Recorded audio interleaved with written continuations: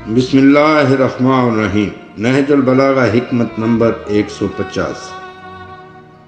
ایک شخص نے امیر المومنین علیہ السلام سے وعظ و نصیحت کی درخواست کی تو آپ نے فرمایا، تم ان لوگوں میں سے نہ ہو جانا جو عمل کے بغیر حسن انجام کی امید رکھتے ہیں اور امیدیں بڑھا کر توبہ کو تاخیر میں ڈال دیتے ہیں، جو دنیا کے بارے میں زاہدوں کی سی باتیں کرتے ہیں مگر ان کے اعمال دنیا طلبوں جیسے ہوتے ہیں۔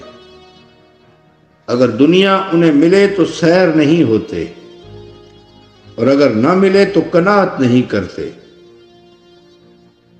جو انہیں ملا ہے اس پر شکر سے قاصر ہوتے ہیں اور جو بچ رہا اس میں اضافے کے خواہش مند رہتے ہیں۔ دوسروں کو منع کرتے ہیں مگر خود باز نہیں رہتے۔ دوسروں کو ایسی باتوں کا حکم دیتے ہیں جنہیں خود بجا نہیں لاتے۔ نیک لوگوں کو دوست رکھتے ہیں مگر خود ان جیسے اعمال نہیں کرتے، اور گناہگاروں سے نفرت اور بغض رکھتے ہیں حالانکہ وہ خود انہی میں شامل ہیں۔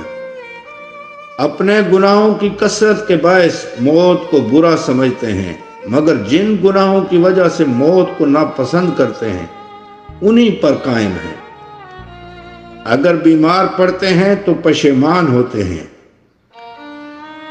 جب بیماری سے چھٹکارا پاتے ہیں تو اترانے لگتے ہیں، کسی ابتلا میں پڑتے ہیں تو ان پر مایوسی چھا جاتی ہے۔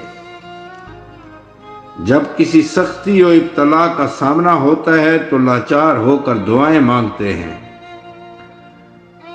اور جب فراخ دستی نصیب ہوتی ہے تو فریب میں مبتلا ہو کر منہ پھیر لیتے ہیں۔ ان کا نفس خیالی باتوں پر انہیں قابو میں لے آتا ہے اور یقینی باتوں پر اسے قابو نہیں کر سکتے۔ دوسروں کے لیے ان کے گناہ سے زیادہ خطرہ محسوس کرتے ہیں اور اپنے اعمال سے زیادہ جزا کی متوقع رہتے ہیں۔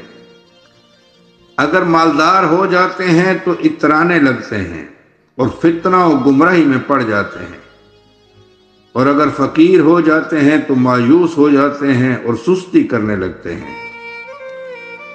جب مانگنے پر آتے ہیں تو اصرار میں حد سے بڑھ جاتے ہیں۔ اگر ان پر نفسانی خواہش کا غلبہ ہوتا ہے تو گناہ کرنے میں جلدی کرتے ہیں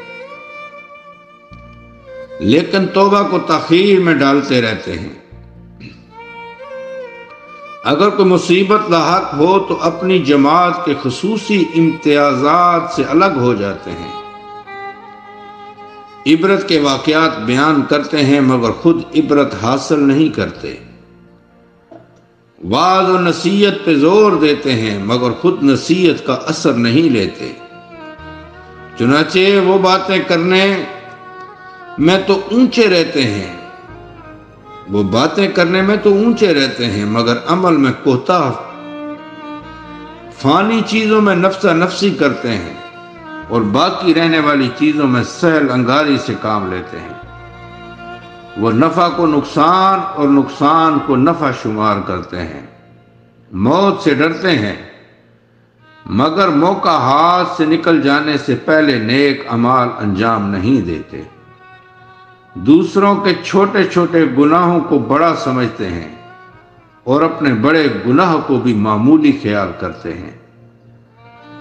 اپنی اطاعت کو زیادہ سمجھتے ہیں اور دوسروں پر معترض ہوتے ہیں۔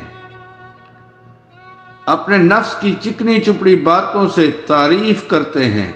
دولت مندوں کے ساتھ طرب و نشاط میں مشغول رہنا انہیں غریبوں کے ساتھ محفل ذکر میں شرکت سے زیادہ پسند ہے۔ اپنے حق کے لیے دوسرے کے خلاف حکم لگاتے ہیں مگر کبھی یہ نہیں کرتے کہ دوسرے کے حق کے لیے بھی اپنے خلاف حکم لگائیں۔ اوروں کو ہدایت کرتے ہیں اور خود گمراہی میں لگے رہتے ہیں۔ اپنا حق پورا پورا وصول کر لیتے ہیں مگر دوسروں کے حقوق ادا نہیں کرتے۔ اپنے پروردگار کو نظر انداز کر کے مخلوق سے خوف کھاتے ہیں اور مخلوقات کے بارے میں اپنے پروردگار سے نہیں ڈرتے۔ نہج البلاغہ کے مؤلف سید رضی کہتے ہیں اگر ساری نہج البلاغہ میں صرف یہ ایک کلام ہی ہوتا تو ساری انسانیت کی اصلاح کے لیے کافی تھا۔